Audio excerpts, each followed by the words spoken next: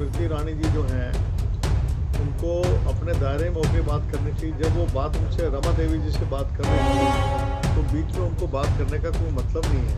तो कोर्ट ने डायरेक्शन दी थी ईडी को क्या कि आप जाकर जो है उनकी जांच करें। तो सब कुछ ईडी है, सीबीआई है, इलेक्शन कमीशन है, ये सब सत्ता से मिले हुए हैं और आज सत्ता का दुरुपयोग करके इनका इस्तेमाल किया जा रहा है नेताओं को तंग करने के लिए, सरकारें तोड़ने के लिए।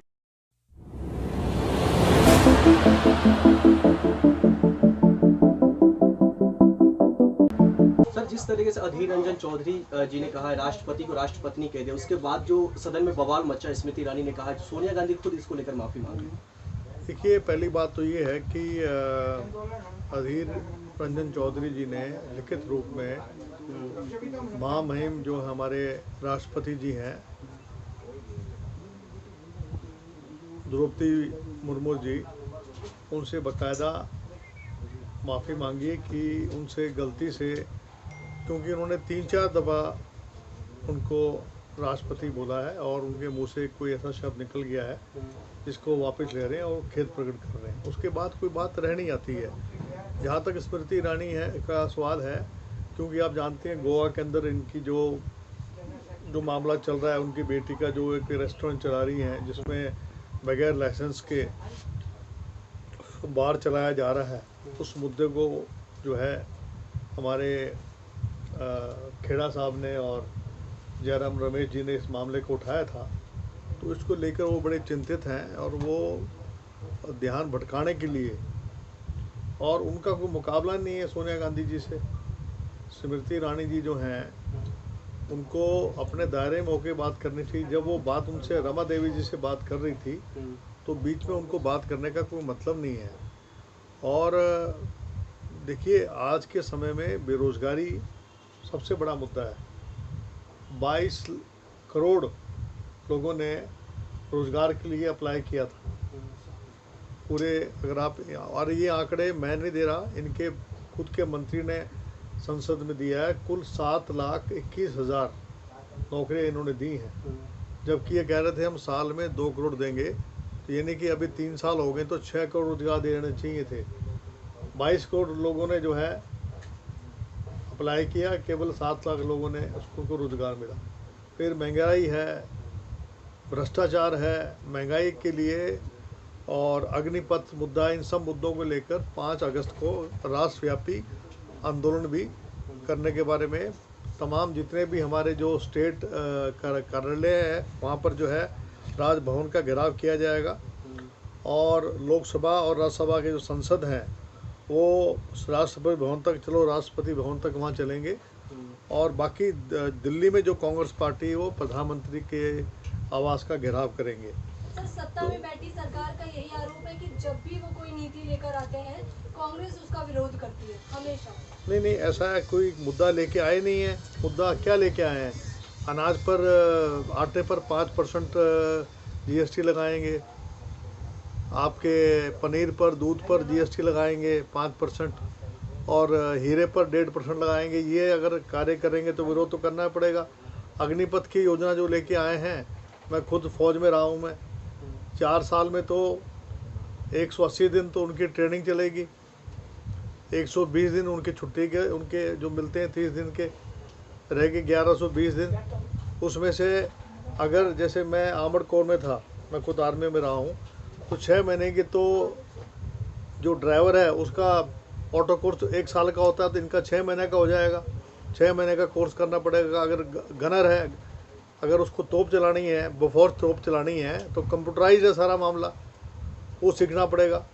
तो यानी कि मात्र 1.5-2 साल जो है वो काम करेगा, उसके बाद उसकी छुट्टी कर देंगे और वो फिर बेरोज़गार हो जाएगा। अब जापान के अंदर जिस व्यक्ति ने जो भूतपूर्व जो प्रधानमंत्री हैं जापान का, जिसका कत्ल किया है, वो भी जो है 3 साल ही नेवी में रहा था। तो ऐसे लोग जो, या तो उनको सीधा पैरामिलिट्री फोर्सेस में लें, अब तो कोई बात है, उनको बेरोज़गार अगर वो रह जाएंगे तो काम कैसे चलेगा?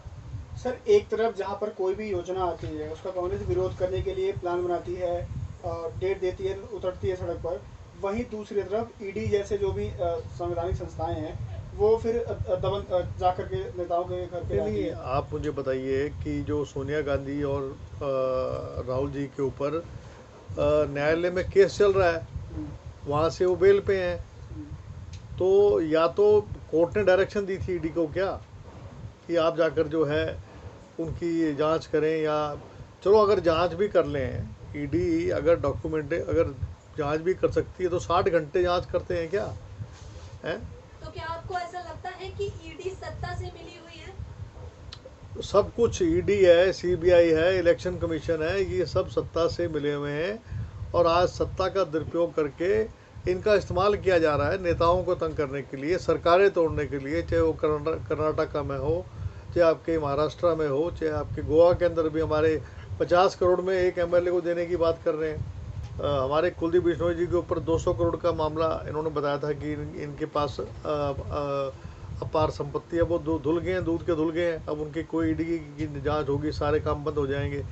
ऐसे ही टीएमसी के कई नेता हैं जो आए थे, जब इनकी पार्टी में आएंगे तो उनके पास ईडी का काम बंद हो जाएगा, जब उनकी पार्टी में चले जाएंगे तो दूध के धुले हो जाएंगे। भारतीय जनता पार्टी तो कहते हैं सबसे ईमानदार पार्टी हमारी पार्टी है, इसीलिए ईडी हम पे कार्रवाई नहीं करते हैं, क्योंकि हम तो स्वतंत्र हैं, हम बिल्कुल इतने ईमानदार हैं कि आज लाखों करोड़ों के इन्होंने जो महल नुमा जो हैं दफ्तर बना दिए। इनके यहाँ पेगासस जो कांड है, जिसके अंदर जो है आपको सबको मालूम है किस तरीके से अपने ही खुद के मंत्रियों की ये जासूसी कर रहे हैं। फिर तमाम कुछ LIC, एयरपोर्ट, आपके बंदरगाह, आपके ऑर्डिनेंस फैक्ट्री, आपके LIC, इन सबको बेच रहे हैं, फिर भी ईमानदार हैं। यानी देश की जो संपत्ति है जो 70 साल ने कांग्रेस ने बनाई थी उसको बेच रहे हैं।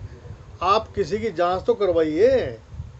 आप एक भी इनके जो है मंत्री की मुझे आप बता, ईडी ने कहीं छापा मारा हो, कहीं जाकर ये जो 50-50 करोड़ रुपए देने की बात कर रहे हैं वो कहाँ से आ रहा है पैसा?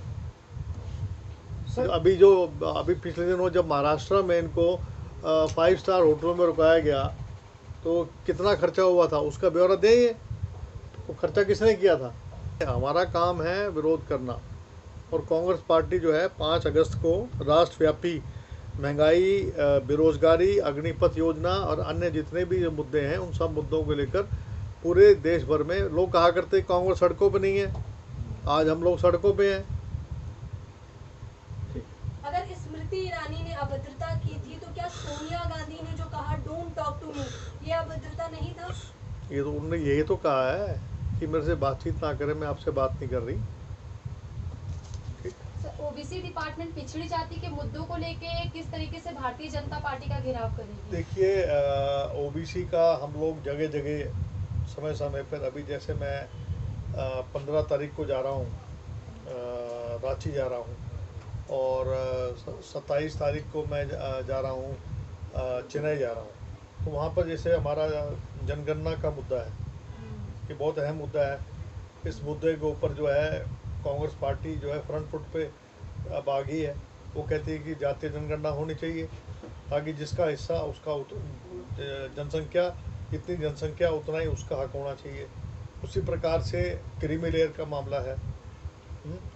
और जो न्यायालय है उसके अंदर जो है हमारी भागीदारी है ही नहीं, तो उसमें जो है ओपन कंपटीशन होना चाहिए हाई कोर्ट के अंदर, सुप्रीम कोर्ट के अंदर, ताकि हमारे जो पिछड़ा वर्ग के लोग हैं, शेड्यूल्ड कास्ट के लोग हैं, हम उसमें आरक्षण नहीं मांग रहे हैं।